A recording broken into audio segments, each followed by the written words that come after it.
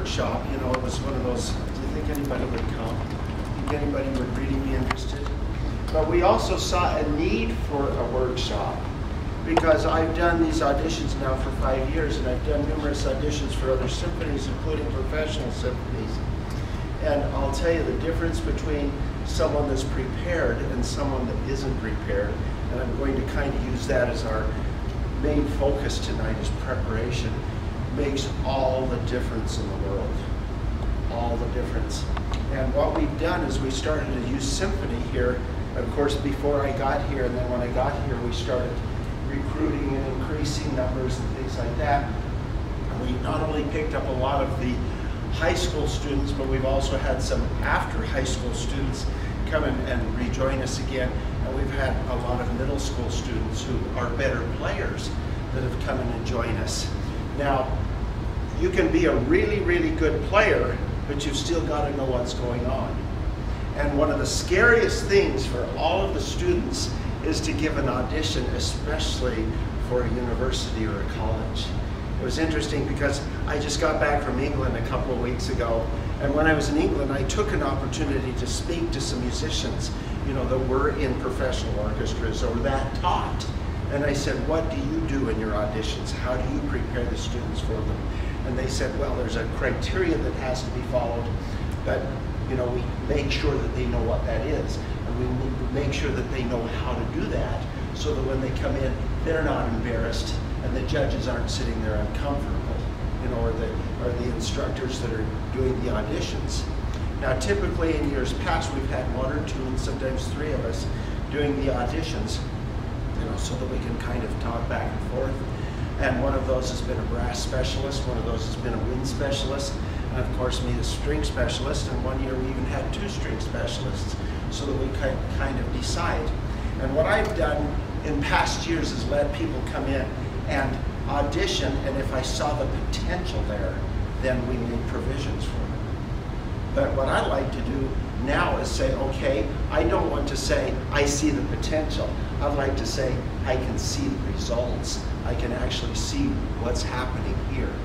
And so we'll get into some of the details of what those auditions are and what are some of the things that are required, because these are the same kinds of things that are going to be required of you when you finally go audition for that university or that college that you want to get into, or maybe that professional group that you'll eventually want to get into. And it was interesting because I had some time with Craig Jessup this summer, who's the former Tabernacle Choir director, who also directs the American Festival Chorus in Logan, and in my opinion has one of the finest choirs in the Western United States. And he says, I audition my members every year now. And I said, do they all know that yet? He says, well, most of them do. He says, but we do that to keep people on their toes. You know, not that we question your ability, not that we think, oh gosh, we've got to audition them again to make sure that they can play well, because generally speaking, once you have auditioned for the orchestra and you've got in, you're in, okay? Nobody's going to kick you out unless you want to be kicked out. But what we want to do is just kind of raise the bar a level. And that's kind of my theme. I teach school, mostly middle school students, and I'm always trying to raise the bar, even if it's just a fraction of a notch, and say, okay, this year we're going to improve on this year we're going to improve on that. And that's what I like to do with the symphony.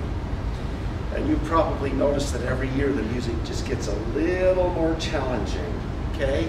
And last year we found, you know, a couple of very challenging pieces, and the year before that we found a couple of very challenging pieces, and we'll probably do that again this year. But what I'm trying to do is just kind of raise the bar and keep everybody on their toes. Now, I have to mention that I am very aware of how busy students your age are, okay? Very, very aware of what you're going through in high school, what you're going through with concurrent enrollment classes, what you're going through with advanced placement classes and everything else, and what you're trying to do. And everybody's trying to squeeze this into their schedule. But why are they trying to do it? Maybe you have a passion for it. Maybe you have a real interest in it. You know, maybe this is something that you find as an outlet for getting away from all the rest of your academic studies and everything for a few hours a week. And so, you know, whatever the reason is, my thing tonight is going to be you want to do the best you can do, okay? Now, not everybody in here is going to wind up being a professional musician. I understand that, okay? But some of you are. Some of you are going to become teachers. Some of you might even become youth symphony conductors. Some of you might become, you know, private lesson teachers. Some of you may, you know, work in other arts fields and things like that. But, you know, we want you to do the best that you can do. Now, one of the reasons that I'm holding this tonight is because I want to help you. Because when I sit here and I do these auditions, there's sometimes that I'm going, oh dear, I wish they knew that scale better. Oh dear, they don't know the difference between a major and a minor scale. So those are a few little details that we'll just hit on briefly tonight. Or, oh dear, they're not really as prepared on their own solo as you'd think that they are. Or maybe on the excerpt of music. Now, bless Julie's heart, she got our music sent out here, what, about a week ago? And we're hoping that everybody's had a chance to at least to look at it. Because one of the main pieces we're playing this year is the Schubert's Rosamund Overture, okay? And the Rosamund Overture is a demanding piece, but Schubert was not as hard on students as Tchaikovsky was, or some of the other composers, okay? But we'll get into that also later, because we're also looking at some Mendelssohn, or some, you know, some other stuff. We're even going to do a piece in the spring by Ralph Vaughan Williams, contemporary English composer, whose music that we were able to perform in England, you know, several times this summer, which just, you know, in my opinion, is some of the greatest stuff ever written. And so I'm trying to expose everybody on as much as we possibly can. But let's talk about the audition for a minute. Let's talk about the preparation for the audition, okay? Now, preparation, I told you, is the key word. If you practice on what you need to practice on and you're absolutely confident with the scale that you're doing, and you're absolutely rehearsed with the music that you've got, that you're going to play, and you have already pre-selected a solo, and you've really worked on it, that's going to show off the best of your ability, then you're prepared. There should be no reason why you should come up here and do this, okay, or this. But yet, a lot of people, even that prepared, are. Okay, now, first of all, I want to tell you that I'm a nice guy. I am not going to criticize you for shaking your knees. I'm not going to criticize you for being nervous. In fact, I'm not going to criticize you, period. Okay? The audition forms that we do with the Northern Utah Youth Symphony are basically kept in my possession. Nobody sees them unless they want to see them. All I do is give Julie the scores, you know, or tell her what the results are. And in some cases it's, well, they're accepted or they're not accepted. Now, are you worried about not being accepted? Okay, I don't think that anybody in here probably would be worried about that. But in case you didn't do as well on your audition as everybody thinks you should, you know, maybe we give you another chance to do an audition again. Okay, maybe you go home and work on things for a week or two, and then we do another audition. Now that doesn't mean we keep you out until you've auditioned. Okay, but there are a few times that we've told members, look, if you'll spend a little time with the chamber orchestra, or you'll spend a little time with this, a little time with that, you'll be prepared. And some of those students have done so, and then they've come back the next year and they're ready for the symphony. So we want to make it as easy on you as we possibly can. Okay, so what's required? Stop being nervous. Okay? Don't be nervous. One of the things that I guess I should say, and I'll use the word blessed, that I was always blessed with, is that I was never nervous in front of people. Okay?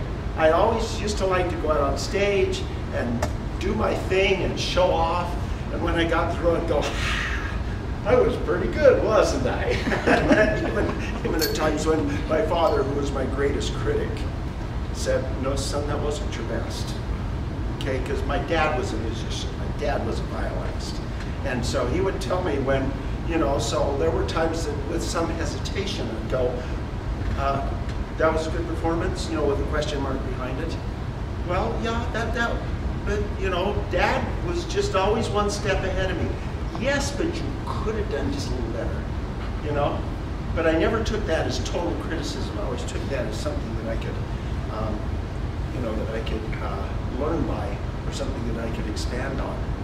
Okay, so I've been, I guess, blessed in that regard. I'd go out in front of television cameras, I'd go out in front of huge audiences and stuff like that. Nothing bothered me. My teeth didn't chatter, I didn't get nervous or anything like that. Okay, but I know a lot of people that do. In fact, when I was a youngster, somebody said, "Oh, don't you get butterflies when you know, go do this and this and this?" And I said, "Butterflies? Yeah, you know, like butterflies in your stomach." And I'm going, "I've never eaten any butterflies." Yeah, I mean, just that's how naive I was. But anyway, it was just one of those things that it just never bothered me. And I have students that are the same way.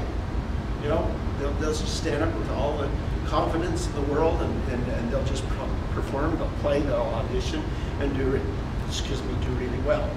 But I also have students that even in a symphony group, they'll come up to me before the concert and say, "I'm really nervous," even though they're a section leader in the middle of the orchestra somewhere. And I'm going, that might be a good thing, you know, because maybe that'll put you on your toes. So maybe sometimes that's okay, but I want you to relax when you're, you know, especially in front of me, okay? Don't get nervous, okay? But we need to talk about the audition a little bit so that you're prepared for it, okay? So be prepared, first of all, by knowing what you're going to do. But be prepared but by not being nervous, okay? So what you want to do now is come up to the stage, which is where right here where we have everybody do their audition. And we'll say, okay, go ahead, start your scales. All of the new scale requirements are on the website. Okay, good. And it's not as general as what you're saying right now. Okay. Just FYI. Good. Go look on the website, because they're pretty specific. I need to look on the website myself. The strings ones are what you said, except we still ask a 3-octave scale from everybody. Okay. The woodwinds and brass, go look on the website. Yeah. And they'll talk about it in the breakout session. Instructions on the website. Yeah. Okay. And then, of course, the minor scales. You know, did we define, Julie, which mode of minor that we're going to use, or do we give them a choice? Melodic minor. Melodic minor. Okay, so you've got to know what a melodic minor scale is. Now, a lot of you have teachers that will help you with that in class. Okay? We do that in my classes. I know a lot of other teachers that really emphasize the circle of fifths. In fact, Christie Brown over here, even with elementary kids, they're working on the circle of fifths, even just with 1-octave scales. And at least knowing what that is, so that by the time they get around the whole circle, they played all 12 keys. But one step that I would like to take further, and I'll work on it in our warm-ups this year, is saying, okay, I want the relative minors done to each scale too. And maybe we'll choose a mode of minor as our main minor scale as the melodic minor, okay? Now, you got to know what those are. And if you do, that's going to help you. But I'm going to show you a couple of very quick common mistakes, and I'm sorry if you have to move the camera or not. Maybe this is off camera, okay? Oh, I'm following you everywhere. We have students that need to get a little instruction in scales, okay? And well, like I said, we're going to work on that, you know, with the symphony, and if you can possibly get a private teacher, that's going to help, okay? But here's a fun one.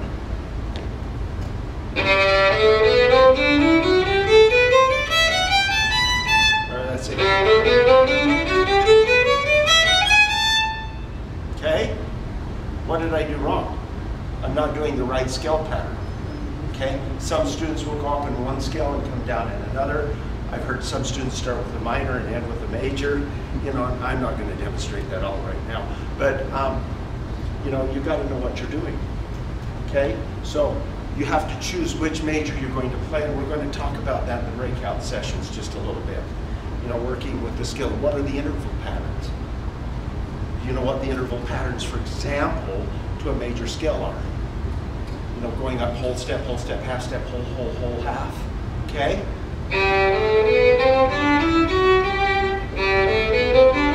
This isn't a major scale. Okay? That's not a major scale. Okay? So you've got to know what your patterns are. Know what your patterns are for a minor scale.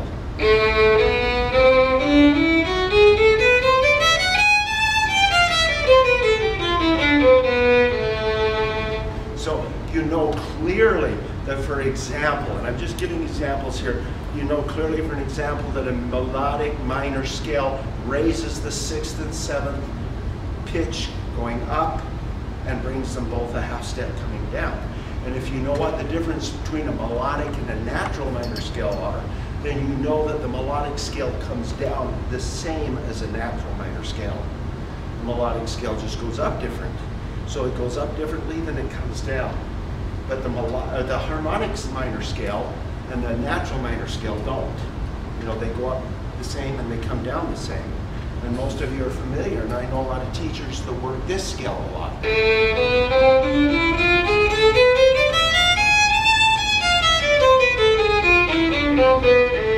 I know the teacher that I teach with likes to teach you scales like that, and that's okay. But you know, I said just spend a few minutes and show them what the difference between you know, the different modes of minor are. Okay, so those are key. Why do we do scales? Why do you suppose we do scales? Because the adjudicator or the auditioner wants to hear your accuracy in pitch. He wants to know, or she wants to know, that you recognize the relative pitch to each of the other pitches, or to the scale, that you know that's the scale patterns. Because I'm sorry, everything that's written is built around scales, okay? And around their associated arpeggios, you know. And so you want to know what those are. So when you come and audition for us and we ask for 3-octave major scale, then you know exactly what to do, okay? But you also need to know the fingering, and I'm talking specifically to strings, and we'll get more to that in our outbreak session in just a few minutes, where you're not going.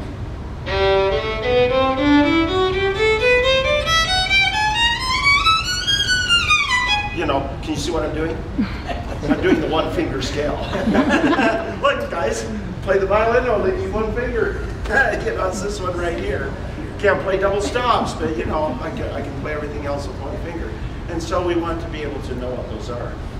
Now, if you want to, for example, know what some good scale books are, some good scale exercises are, or where you can go to find those, I'm sure that we can supply you with plenty of information.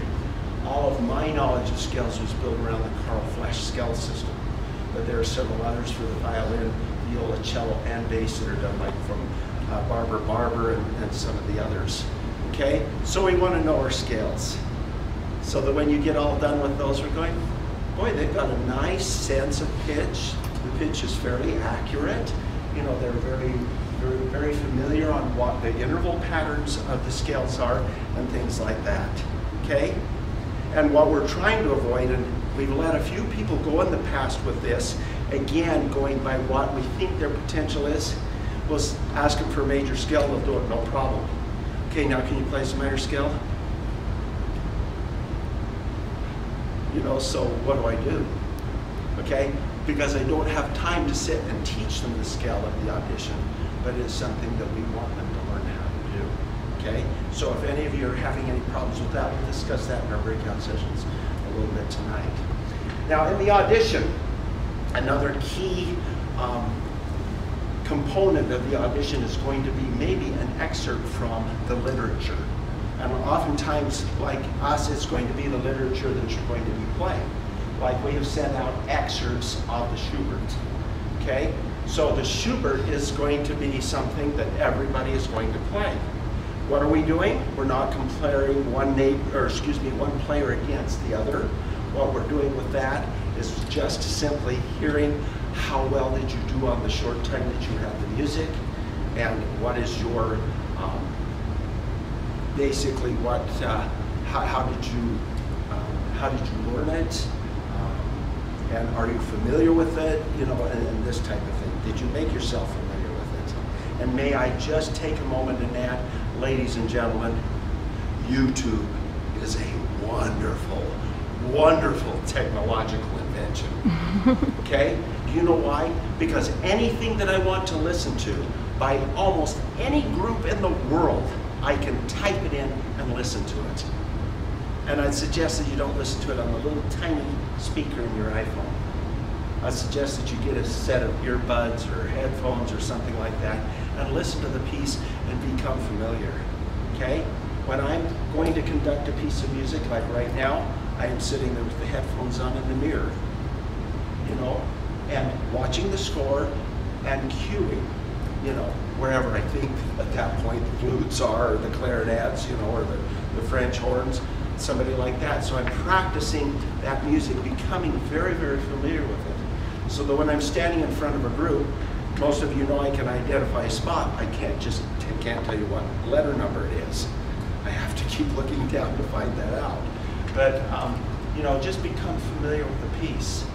In fact, when I was concertmaster of the Cash Symphony, what I would do is get a hold of the music as fast as I could, as soon as it had been decided what they were going to do, and I would actually sit and practice with it with one of the recordings. Okay, either a recording that I had already on iTunes or a recording that I found on YouTube, and I'd sit and play it along with it to just kind of get a feeling of it. Even if I made lots of mistakes, I'd still do that. Okay, so become familiar with the music. There are a lot of you that are familiar with a lot of the good music. There are a lot of you that aren't. When I grew up, I was very, very, very fortunate to live in a family of musicians. My father was a musician, so he had a massive record collection. So we spent a lot of time listening to music, and I became familiar with a lot of stuff. A lot of times when somebody mentions a piece of music, I can hear it right there in my head. I know what it is. Now, can I do the same with a lot of today's rock music? Not as much as I could yesterday's rock music, but you know, I try to be more familiar with the classics because that's my profession, that's my job. So that's my suggestion, you know, with the excerpts that you need to play. Now, if you're not familiar with the piece of music and you've listened to it, it still helps to go through and look at it and put those little measures in it, or those little slashes in it to show you where the beats are if you're a little bit confused with the rhythm. If you're confused with some of the fingering and stuff like that, you might want to ask somebody, oh my gosh, this is really to this position, so that you're not up there just kind of groping with it. And some of you noticed that last year some of the pieces we played had some really excruciating high position work, okay? And so it's becoming very familiar with that. Now, I can't emphasize in your practicing, slow down. Nobody's asking you to do anything up to near speed. Nothing, okay? Anyway, don't do things up to speed. Always slow down, okay? If you need to practice something slow,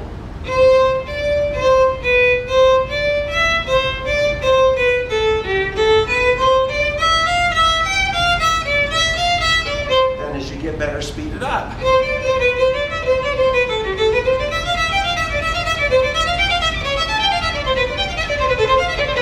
Okay, and then after you've played it for a long time, it's in your fingers, then you can speed it up. Now, I have a lot of students that come and say, at the audition, am I required to play scales at a certain tempo? We haven't done that really.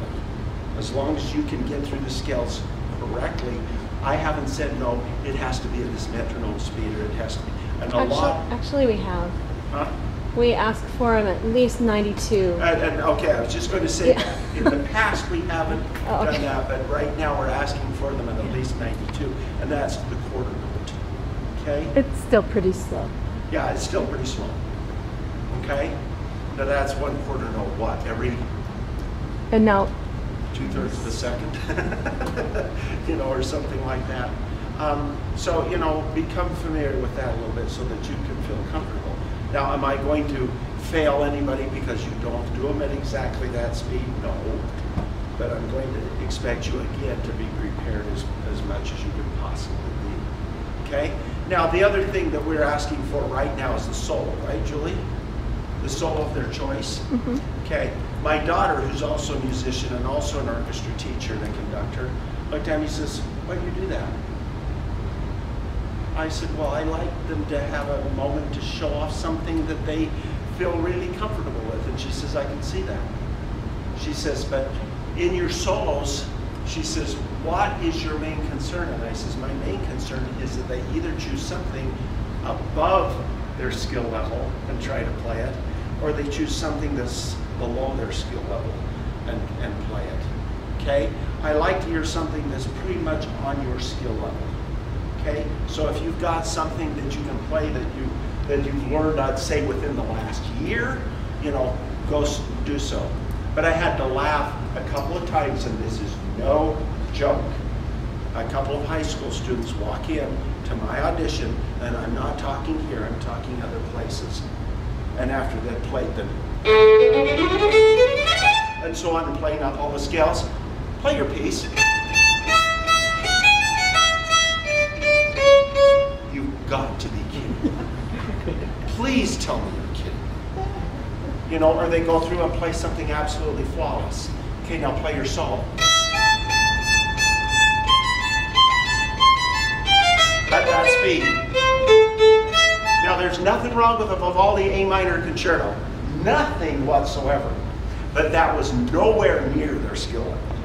That was way beneath it. Okay? Now I've had other people that have tried to play something, above their skill level, and got through it, but not really, really well, but got through it. And so I'm saying, choose something that's going to show you off with what you do right now. Okay? All right, and if you take private lessons, you're already set, because your private teacher's probably working on something with you with that. Okay? Otherwise, seek some advice, get some help. Okay? I wish I was a little more available, but maybe I can be available, at different times, for other things, after rehearsals and things like that. So if you have any questions in that regard. Now, what happens if you feel like you really did a poor job on an audition and you walk out of here and you want to just burst into tears? What do? You're saying, "Oh, I'm doomed." I had a couple of people last year that say, "I know that I'm sitting in the back of the orchestra because I didn't do my audition really well." Not necessarily. Okay? Not necessarily. I have people that I'm going to really mix up this year. Okay? So where you're sitting in the orchestra, we're going to be rotating. We're going to be rotating a lot. But where you sit at the concert might not necessarily have everything to do with your skill level. It'll have to do with more of where you're at, your seniority, maybe other things play into this. I don't know. I don't seat my orchestra totally based on seniority either. Okay? I like to base the orchestra based on, okay, who are my good leaders? Who are my good outside players? Who are my good followers? You're thinking, no, I don't want to be a follower, I want to be a leader. But you know what? We need good followers too. Okay? Julie? I like being a follower. I play better when I have somebody sharing a stand with me that plays better than I do.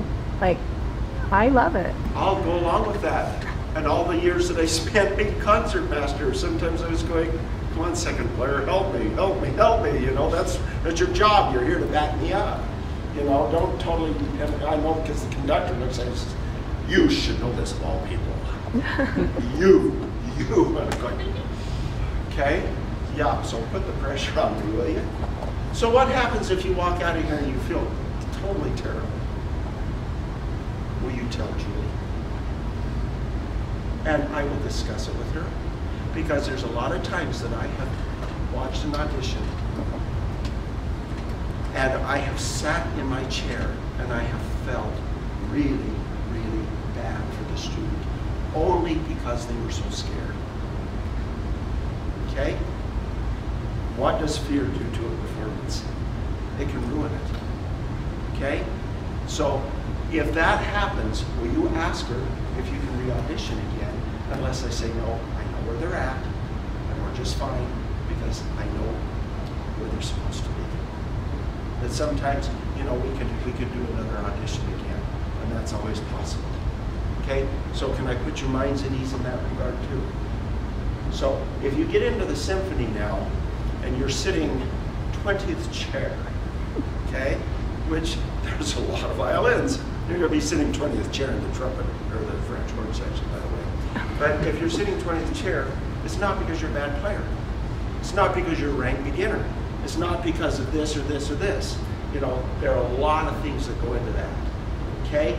Now, I would not trust anybody just fresh out of college to sit and do auditions. You know why? They haven't had the experience. You know, they might be excellent players. They might have played in the college symphony. They might have played for a lot of other organizations. But you know what? I wouldn't totally trust them to come in here and do auditions with me, because they're not going to audition, first of all, the way I think things ought to go.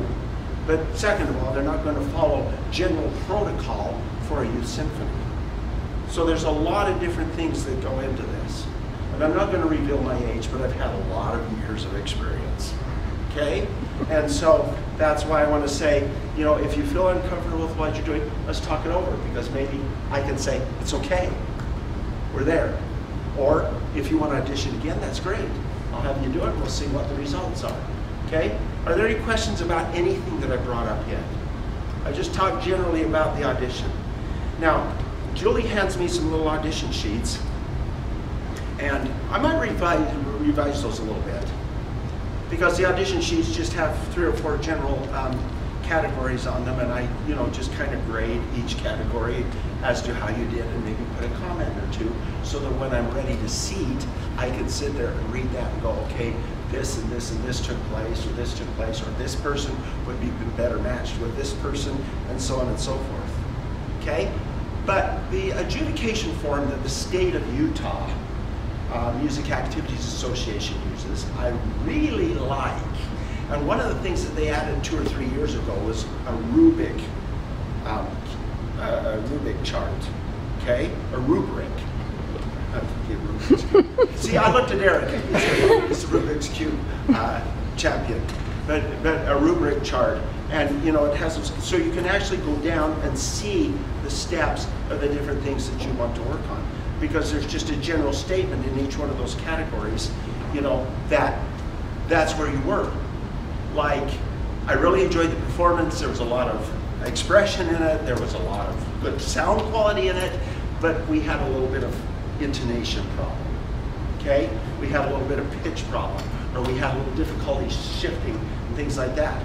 Now, even though I would put comments on the other side, you know, as I saw fit, I can turn that over and I can make circles on that rubric, you know, where I need to. And so I might kind of go to that. I've got permission from the State Utah Activities Association to use their rubric, you know, for other things if I need to associate it with education. And so, you know, that's something that we'll look at. And by the way, those are the ballots that are used in the states, or not just the state, but the regional solos and ensembles festivals, the regional orchestra and band festivals and choir festivals, and also the solos and ensembles festivals. I know because I'm a state adjudicator and I get to use those every year at State Festival. Okay? And I really like them because they do, you know, kind of help me, especially when I go back and say, okay, now how did so-and-so do? Oh yeah, because I can kind of tell, you know, by that particular ballot how they did. And I'd like to keep better notes. I kept all the notes from last year. In fact, they're still sitting on one of my desks at one of the schools. A little stack of notes like that from doing the auditions. And I didn't throw them away. And I probably won't. Because I'd like to look at them in future years and go, oh yeah, man, have they come a long ways. You know, my goodness, they started practicing and look what happened. You know, isn't this wonderful? You know, so anyway, are there any questions about anything so far? Okay, now that's just my general stuff about the auditions. Okay, I want to make you feel comfortable because I remember when I was going to enter university, or I actually did it for a couple of different universities, and I did it for several different orchestras. The audition was pretty stiff. In fact, there was another former conductor of the Tabernacle Choir. His name was J.E. Welch, way before your time, who became a really good friend of mine. And he says, Conrad, I need you to come down and audition. He says, I'm conducting at that time it was the Salt Lake Symphony or something like that. And I don't know if that's still his name or not. He says, we need a new concert master. He says, because our other one moved away. And I says, well, great. I said, are there any other contestants? And he says, oh, of course. He says, but I think the two that are going to be rivaling each other here, and he named me and one other lady. And I went in and I did the audition. And that was the first time that I was really a little bit shaky, because he was asking for things that, I hadn't really become that familiar with. And my opponent had, so he gave us 2 auditions, so made us nervous twice. So we went to his home one night, did one audition, and then the next audition we did, I think we did it at one of the churches in Salt Lake or something like that. But anyway, it was a real eye-opener to me. It was really neat. And what happened was he gave us both a tie. So one concert I was the concert master, the next concert I was the assistant concert master, the next concert I was the concert master, and the next one I was the assistant concert master, because this lady and I would both trade places. But that was one audition that I was just a little bit, oh really? Oh really? You went what? Because he'd listened to us play and he said, they're both perfect performances. So now what we need to do is find something that's going to separate you a little bit. And so they weren't able to. And unfortunately, that was a time during my career that I was really practicing a lot, and was able to, pretty much keep up with it. Oh, it was a little scary. Okay? Any questions? Eric? What are the dates for the auditions again? What's the what? What are the dates for the auditions? The dates for the auditions are online, but do you remember right off, is it August? Our audition date is August 25th. It's the Saturday before Labor Day. Not Labor Day weekend, but the Saturday before Labor Day weekend. Now, and you guys were auditioning earlier this year because the orchestra is too big. We don't have time in 1 week to put the orchestra together. And you just have not seen the behind the scenes frazzle people that happen during that week. So please make time for that audition. Although the people that are playing tonight, if they're happy with their performance, they don't have to come back. Right. Yeah. And your performance tonight. Now, what I want to do with your auditions, and I'm going to ask you if this is okay. If it's not okay with you, just let me know, and I'll just do the audition myself. But what I would like to do with the audition is have you play, and sort of, this is your audition for the symphony, but this is kind of a mock audition too, so that if anybody in the room would like to comment about it, is that okay with you players? I don't want to make you uncomfortable, okay? Who else is doing it over here? Is that okay? Now, for you too? Okay, I do not want to make you uncomfortable, and if you feel like that you want to do an audition have me only write it down with no verbal comments, we could do that, or if we can have if they really wanted to do that, they wouldn't be here tonight. Suggestions. Okay, and may I also emphasize, it's very, very, very important when you're making suggestions and things like that, always put it in a positive way. Okay? Could I suggest? Or you might want to try. Or, something like that instead of, I really didn't like the way you did such and such. It really stunk. I didn't like the way you held your thumb on the bow, or something like that. I'm not interested in that kind of stuff. I'm just interested. I'm interested in, some very positive feedback on the audition, something that's going to help us. And we're going to have this on the record here so that we can go back and review it. And say, okay, this is something that's going to help everybody in their audition, because there's going to be a lot of people watching this on YouTube. I didn't even brush my teeth. But anyway, any comments or questions about that? Okay, and I'm going to ask Julie, do you have any comments or questions? While you're listening to these Grave Souls play for you tonight. Some of your questions might have to do with how they chose their music, might have to do with how they handle their nerves, because obviously Mr. Dunn didn't give us any good advice because he doesn't have nerves. Those kinds of things. We just want it to be a really building experience for everybody as we listen to them play and as we respond to what they're doing. So that would be my comment. Okay, good point. And if I didn't give you any advice on not being nervous, I apologize. You didn't. Nervous so that I can. You didn't help me at all. That's what butterflies feel like, you know, and stuff like that. Actually, I can't say that it's always been 100% that way. There were times that I went into a performance a little nervous, and do you know what the main reason was? I hadn't practiced as much as I wanted to. Okay?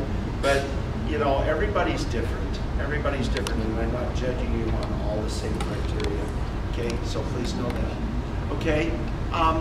Christie, do you have any comment? Christie Brown, by the way, is our woodwinds coach, and she's just recovering from some major foot surgery and everything else here. But what words of advice would you give us?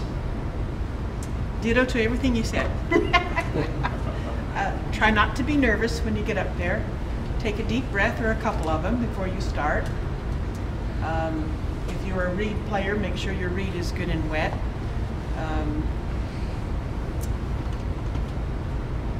Have fun. All right. Ooh, Great, I like thank that. you. Let me also introduce to you Eric Blanchard, who is our brass specialist, and we really appreciate him. He also teaches in the Box Elder School District.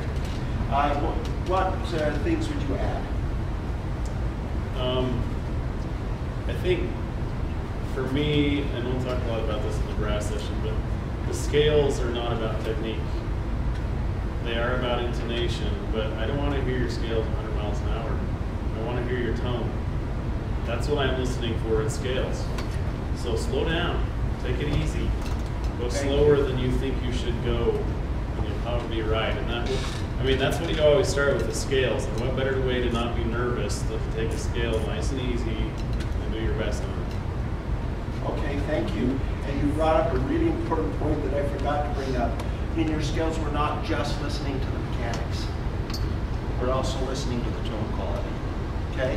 Yes, we're listening to intonation and pitch, but we're also listening to tone quality. Okay? Would you rather listen to a scale like this?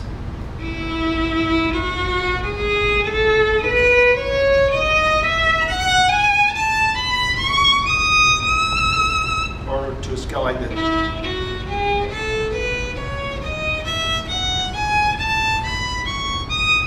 It's in tune, but it sounds like yuck. Okay? So that's something to consider, so thank you for bringing that up. Introduce to you Doris Diasto, and I'm putting her on the spot here.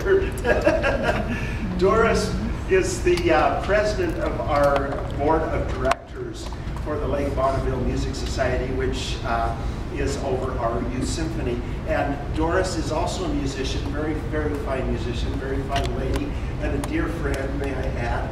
What would you add? Anything in particular?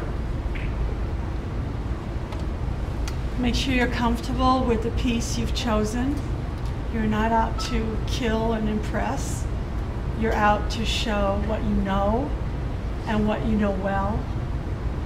And I would really suggest that the scales are where you can really improve that tone and your awareness of pitch. Just good, solid scale work that when you're younger, you think, this is boring, this is repetitive, I'm sick of it, and yet that is a foundational way to build your musicianship, your total musicianship. Okay, thank you very much. Very valuable advice. Okay. Any other comments, questions? Yes. So you're talking about all the scales, and you like it when the swing players play scale vibrato? Do you know, I'll leave that entirely up to the individual player. Some of them like to play just straight pitch. Some of them like to use vibrato. And as you notice on the one that I played, I absolutely used vibrato. Okay, so it's interesting. I just got to add this, although it might not have much to do with what we're talking about. Somebody once said, have you ever tried playing this passage in this piece without vibrato? And I said, no. I said, why would I want to? Try it. Well, it had been so long since I played with no vibrato that I was just going, oh my goodness. Is my tone still as good? Is my pitch still as good? Am I still playing technically as well as I should? You know, because when you're not playing vibrato,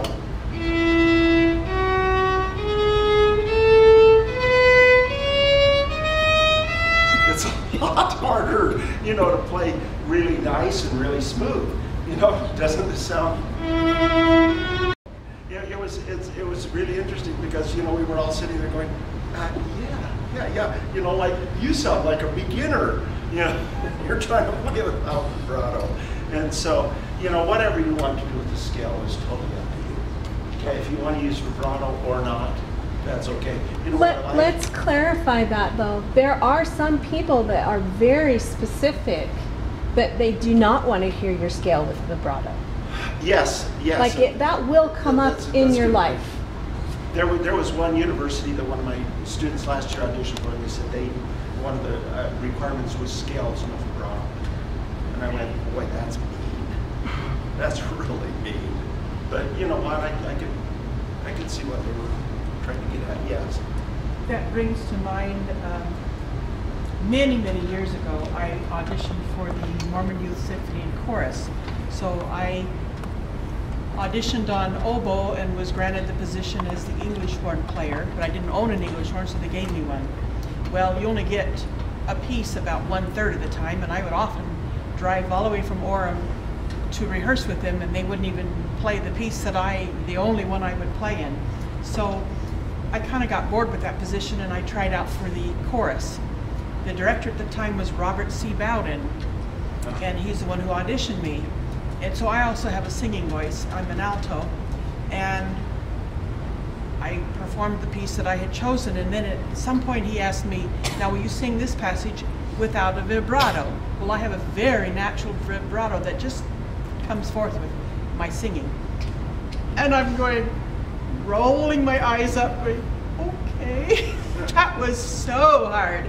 So, like he's saying, do practice some of your technique without the vibrato so you can really listen to your pitch and how pure and perfect you have to be.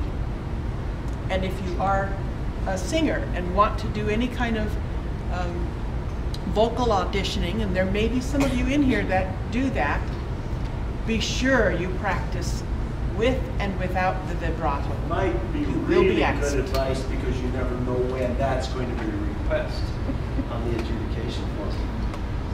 Good question, Sam. There was some concern this last year with myself and with some of the other leadership of our youth symphony, including some of the leaders that were in positions that were students.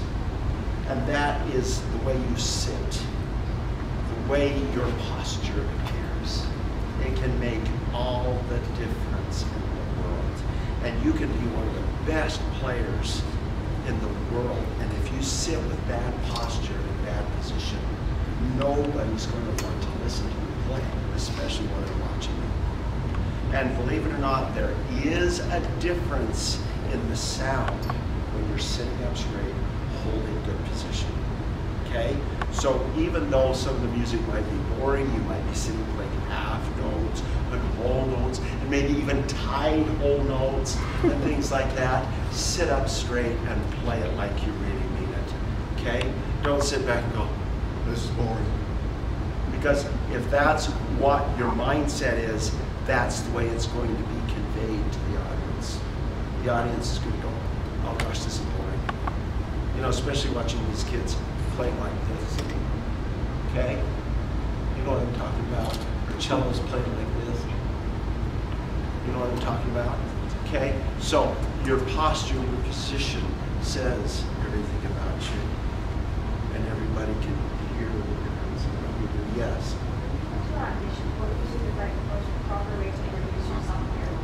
When you're introducing, all you have to do is say, hi, I'm so-and-so. I was just going to ask you to repeat the question. Okay, she's asking what the best thing to say is when you're auditioning, when you're introducing, is that right? Okay, we want to know your name. We probably want to know your grade. And then, you know, the piece that you're going to play, you want to introduce. I like it when people come up here and say, hi, my name is so-and-so, I go to such and such school, I'm in 12th grade, you know, and stuff like that. I'm going to start off with my major scale. I've chosen the G major, I've chosen the A major scale. And then you play it, and then you say, okay, my minor scale is going to be such and such. You know, even though when I listen to it, I know exactly what you're doing. You know, that's still good practice. Okay, and then now I will play my excerpt from the Schubert Overture. Okay, and then now I've decided as my piece I'm going to play the Sonata number 3. You know, a few bars of the first movement, or something like that. Okay, so does that make sense? No, we don't need you to stand up here and give a dissertation or anything like that. You know, but let us know who you are. You know, it makes the adjudicator feel more comfortable with you too. You know, like, oh gosh, this is a nice girl. She not only wears cute pink pants, you know, but you know, she's got a great personality. You know, so those are things that we look at too. Are you nervous? Yeah. Don't. I'm always nervous. We're all friends. I'll be fine out here. This is called Auditions Anonymous. Okay? I am auditioning, and I am human, and I have a problem. I have a tendency to be nervous. Okay? Please don't be. All right. Any other comments, questions? All right. Who would like to go first? You want to go first and get it over with? No, thank you. Would you like to? No, thank you. Yes, no? You'll go first. Wonderful. All right. Southern High School, I am a junior, and I'm since 4th grade. I'm going to start out by playing a 3-octave E major scale. I like afternoon, I guess.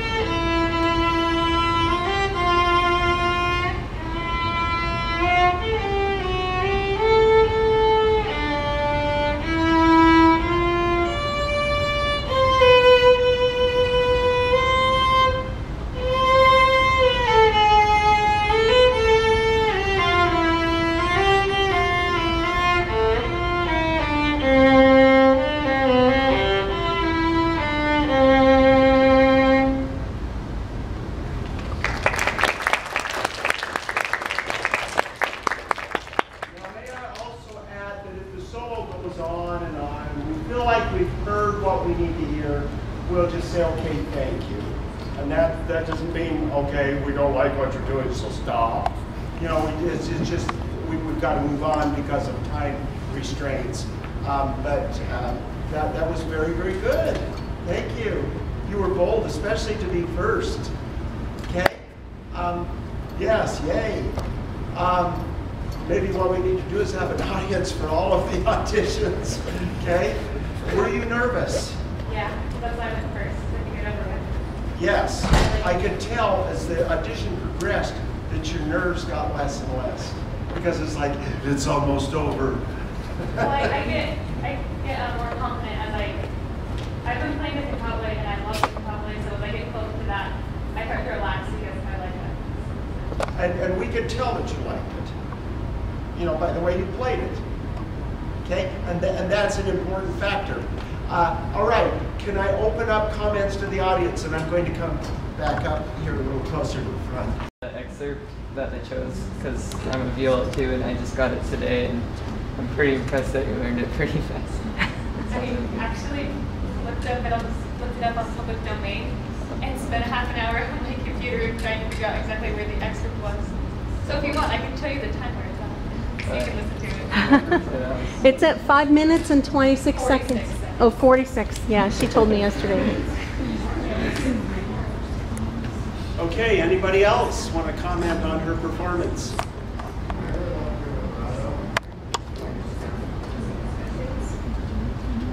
Okay, did the camera catch that? No, say it louder. Turn around, because that was a nice compliment. Get my footing, I guess, in a sense. That's how I was taught to do it, and I can't stop. I like it that way better. Just for somebody, I guess. Okay. All right, anybody else? Yes. I don't know if this is a good or bad thing or anything. It was just something that I noticed, and I'd like to ask a question. I noticed that you repeated the first note or the last note of the first note of the octave every time you started a new octave. Is there a reason you did that? Because I've never heard that. That's how I was taught to do it. My grade lesson teacher, Alright. and ever since then, it's been really hard for me to drop doing that. But I just continue to do it, and it's not like what everybody else does. I'm like, oh, well. So I Whole like thing. I'm just wondering. Brinley, come back up here. And Let them ask stand up questions. here, be on the Thanks. spot. Okay. By the way, you weren't docked for that at all. You No, know, that's because- fine. Because I figured, okay, that's the way she's learned it. You know, just like some people, you know, will play a scale. Or maybe the Sorry, made you come back up. camera lady do a lot of work here, where they're.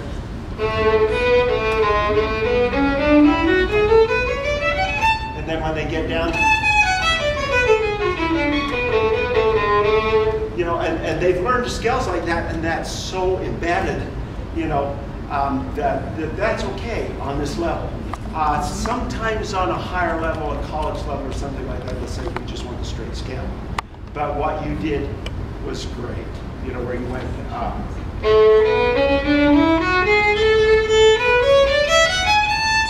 you know, and so on. So, good, okay? Anybody else? Here. Yes. I was impressed that maybe you made a few mistakes, but your face didn't show it, and you just kept playing, and that's great. Good point. Yeah, you didn't sit there. Play. I've seen some people pull some horror faces, you know, like, oh, play your little piece.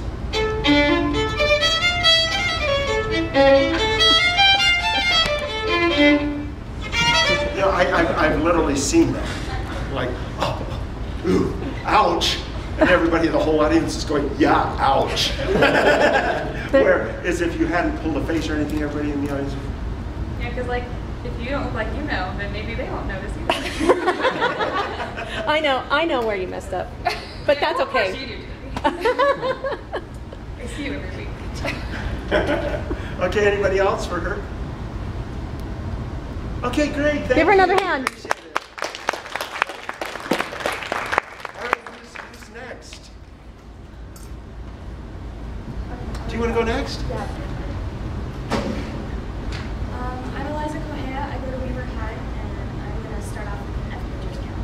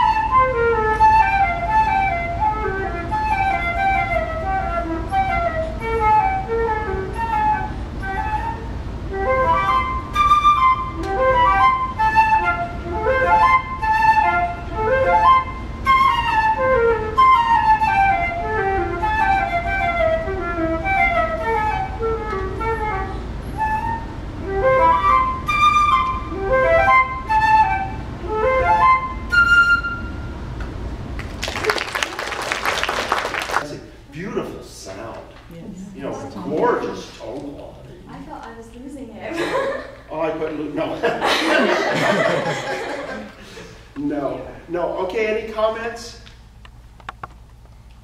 I thought your facial expression was amazing. It looked like you were really into your excerpts. Thank you. I couldn't see your face. I should have moved it. Her eyebrows were awesome. Yeah, whoever wants to go first. Okay. I really loved how when you were playing your solo piece, how you like really got into it and like felt the emotion of the piece. Because I could feel it like through you. I really liked it. It was great. Thank you. Same thing. Same thing. It was amazing. It was very, very beautiful. Thank you. Great. Anybody else? I have a question. Did you time it before you came and played it for us? No, I haven't. Yeah, I think it was a little longer than a minute. Like if that was like a regular audition time, they probably would have stopped you. Yeah. Yeah, I was just going to mention that if this was a regular audition on one of our hectic audition days, I probably would have stopped you a little earlier. But no, we let But you go they're because good. we It's a wanted good to- piece because it's got all the Yeah. contrasts in it. Yeah, and I love that. The three-quartered hat, Yep. the Carnival of Venice. You ever heard the words to that? My hat Barney? has three quarters. My hat. No. Yeah, it's corny. It is, but it's a fun piece, isn't it? Okay, any other comments or questions? Oh, I'm going to make one more comment, Eliza, because Eliza normally plays cello for us, right? The scale requirements for the flute have changed, Oh, so it's not the same. I'm sorry. It's okay. But just so people hear what this is, it is really quite different from what we're listening to for the strings. A 2.5 octave chromatic scale, like full range, I can play that. full range chromatic. Any 1 octave major scale, any 1 octave harmonic minor, any 1 octave melodic minor. You want to play us a chromatic scale? Yeah, a Okay. full range. Like As C much, or as C. big a range as you have. Okay.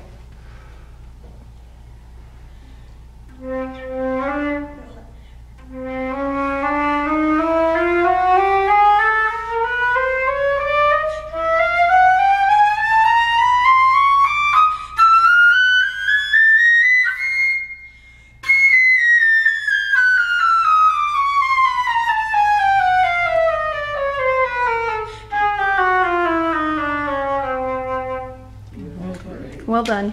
Thank you. You know what I've noticed here, just a little observation? Your low notes almost sounded like you're playing an alto flute.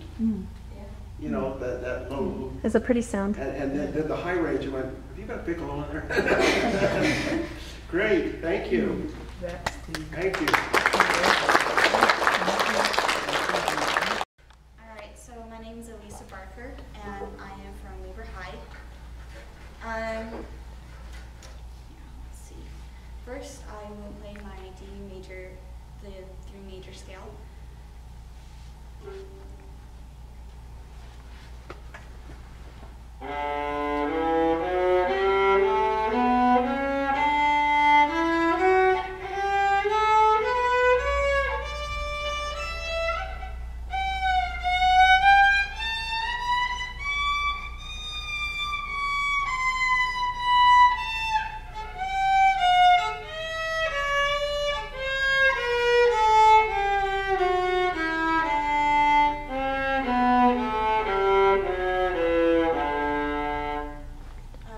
Next, I will be playing my G Melodic Minor scale.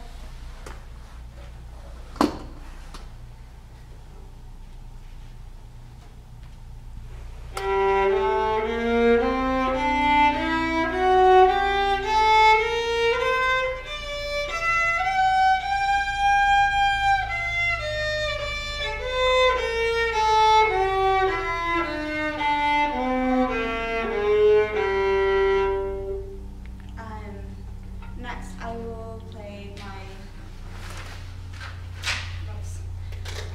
my solo. It is Divertimento in C major, the first movement written by Mozart.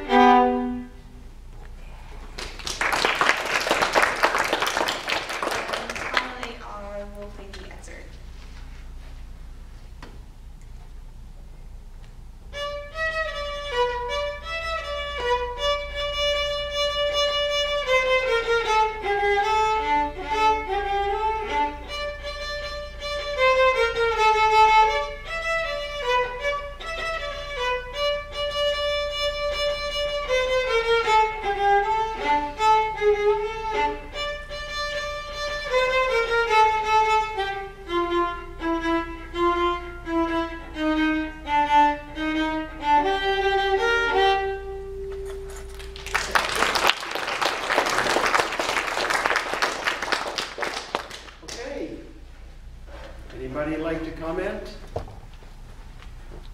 So one thing I noticed is that when you were playing, you had your pinky down unless you like had it to use it.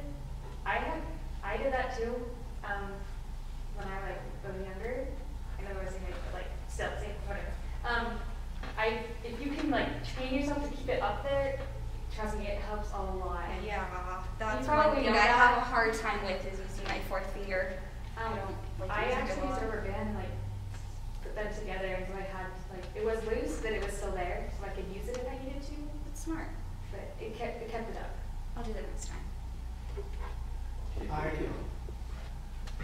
I liked your style in Mozart. I thought it was nice and light and Mozart-y.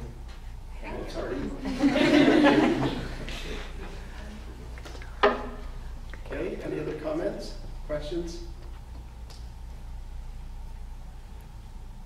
All right, let me put you on the spot. So you are the conductor. Is she in the symphony? Is she in the symphony? Nobody's going to say anything. Everybody's so afraid. That's so funny. Absolutely, she's in the symphony. Okay, so you know that. Believe it or not, that's the bottom line. Okay, good job. Do you have anything you want to say? I don't think so. Okay, great, thank you.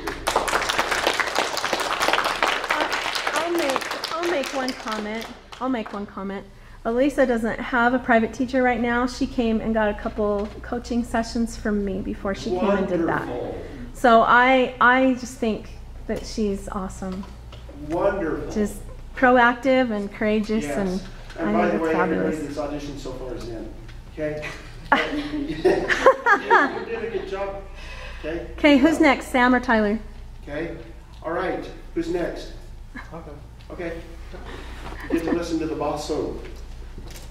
In high school, I'm going to be in the 11th grade this year, and I'm going to start off by doing a 3-octave F major scale.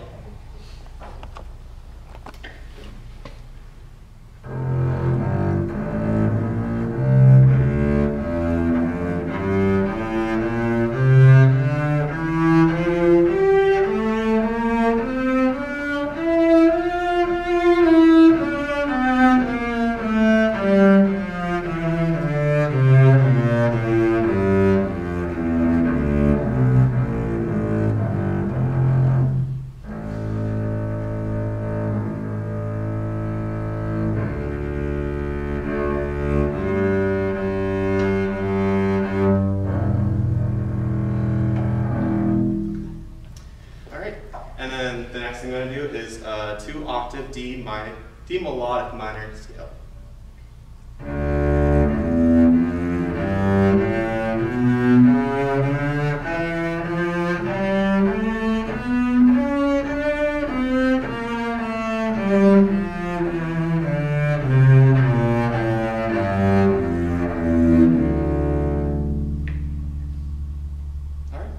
And then the next thing I'm going to do is the Schubert overture, the exit from that.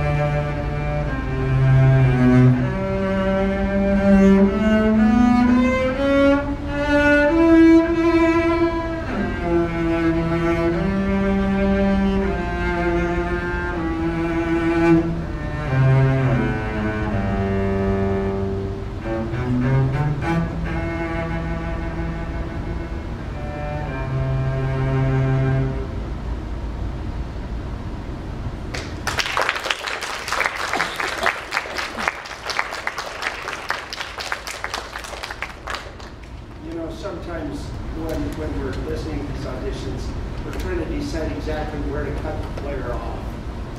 And I was sitting there thinking just 2 measures before he ended. Okay, and then I thought, no, don't say anything because it's going to end in 2 measures. You know, so we let it go. But if you ever hear that, okay, thank you, you know, while you're playing, just understand that it's not because you're playing bad, it's just because of time. You know, we've got to move on to the next audition. Okay, comments are open. I just thought it was very impressive on that piece that you just did, how your fingers could go all the way up and down the string and still keep the vibrato going like perfectly. I thought that was just super good. Very good. Thank you. I appreciated your concern about accurate intonation. Thank you. Very good, Christie. I like that you stopped and tuned your instrument or retuned it because you recognized. Thank you. Very good, Christie. I like that you stopped and tuned your instrument or retuned it because you recognized there was a couple issues. That's professionalism. I love like your phrasing, like how you shape your pieces. Good. That's a good thing. I was told to work on that.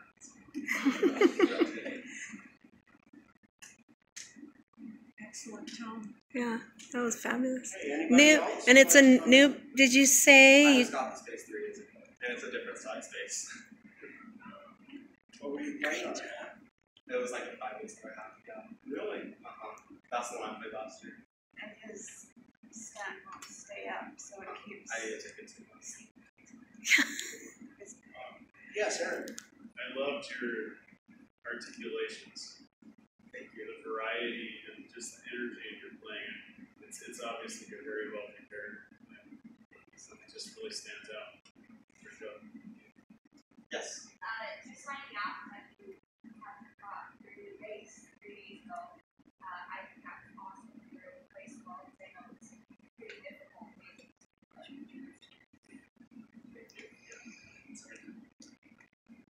Most students, when they get a new instrument, Mr. Dunn, will you put dots on these, please? So you played a new instrument, got dots on it. Great. Any other comments, remarks? Okay, very, very good job. Thanks, I was Ty. impressed with the 3-octave scale at the first. Oh, yeah, that was great. It was good. I can't do a 3-octave scale on the bass. Everybody clap. Everybody clap. Thank you. I go to Mountain Crest High School, and I'll start off tuning, and then I'll play a C major throughout the story.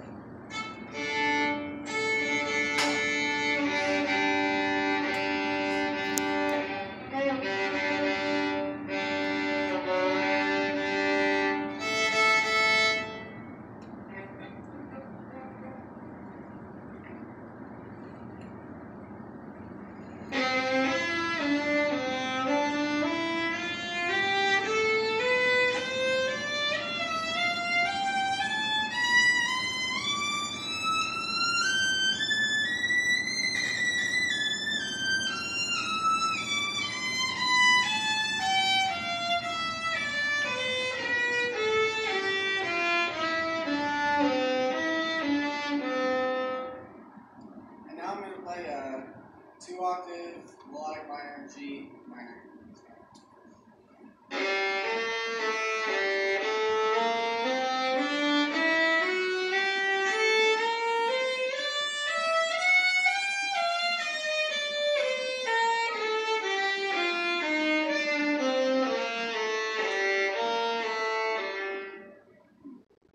And now I'll play an excerpt from the Overture.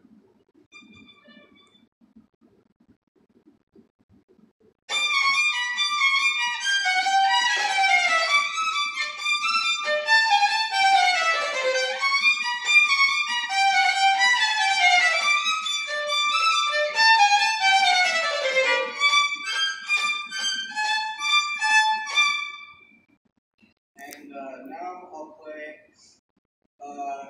the cadenza from Prelude and Allegro by Flute.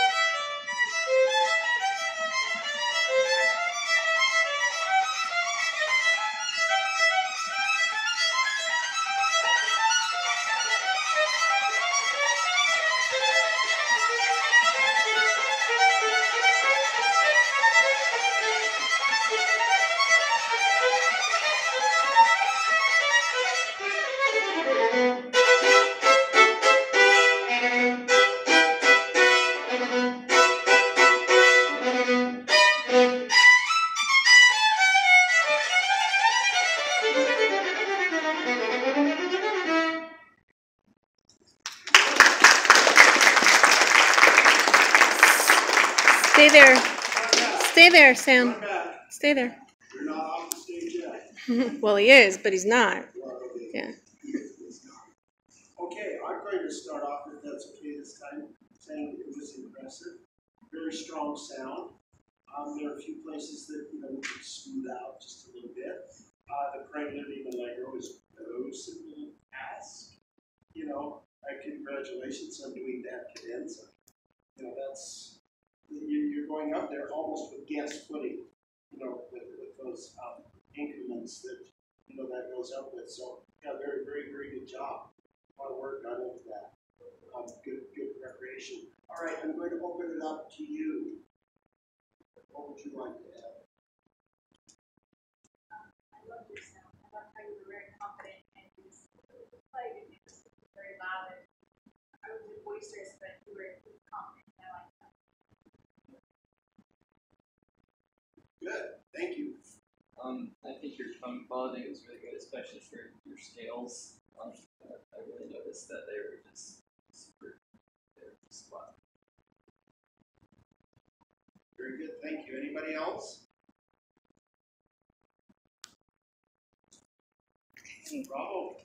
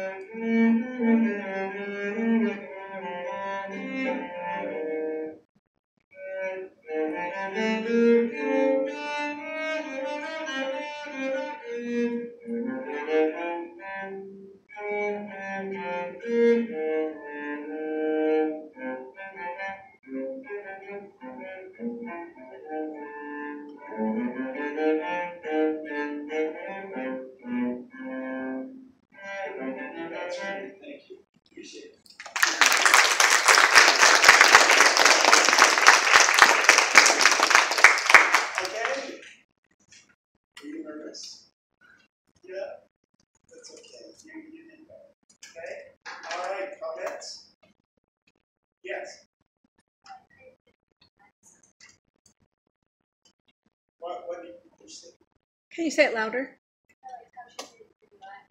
Oh, the minuet? Okay, yeah.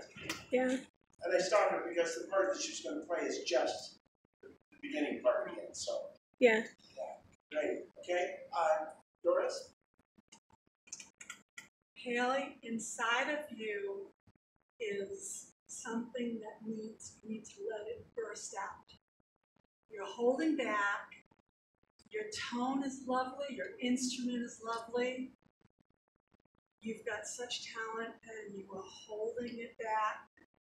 I think we were cheated from hearing what you could really do. And I would just So say, is it nerves? Do you think? right. Yeah. So I would say, let it out. And you will be a better cellist in your section because others will hear you and be drawn to imitate that.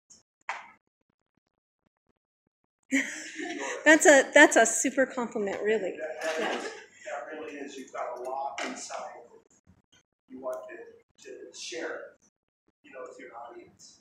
Okay. All right. Any other comments? Okay. Thank you.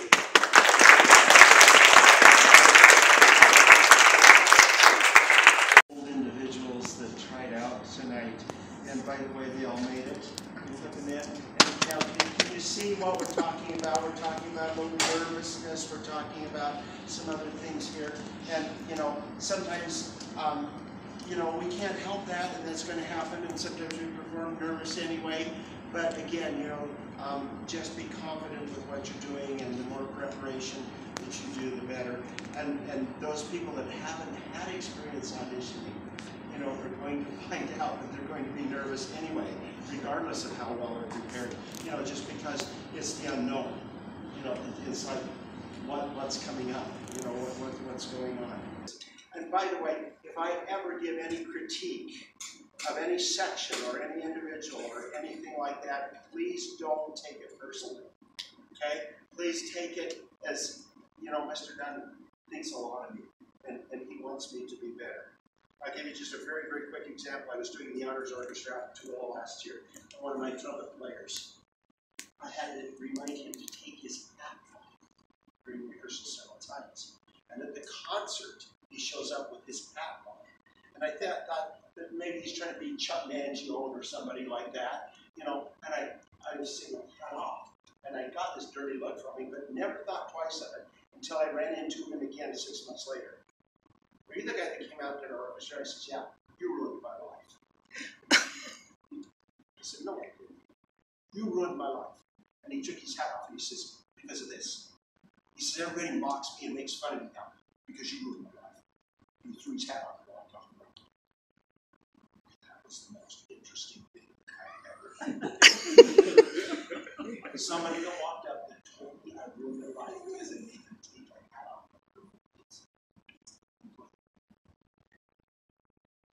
don't know. Is appropriate? Is excuse me appropriate? You know. But anyway, hopefully that doesn't happen. Hopefully we don't ever offend anybody, because I really, really appreciate it. Just very valuable to the symphony and to the organization. Okay, go to a breakout session. Open this up to what you want to talk about or that you want to do. And I know it's getting late, it's past my bedtime. Well, that's in the winter time because I have to get up so early in the morning. In the summertime, my bedtime's somewhere around 2 in the morning. Then my wake up time's somewhere around noon. Boy, that habit's going to change really fast, isn't it? Okay? All right, any comments, questions that you have about the audition? Okay? Or about life in general. No. Yeah. So with the scales, we're looking pretty much protocol with what took place tonight. With the 3 octaves, 2 octaves, the 3 octaves major, 2 octaves minor.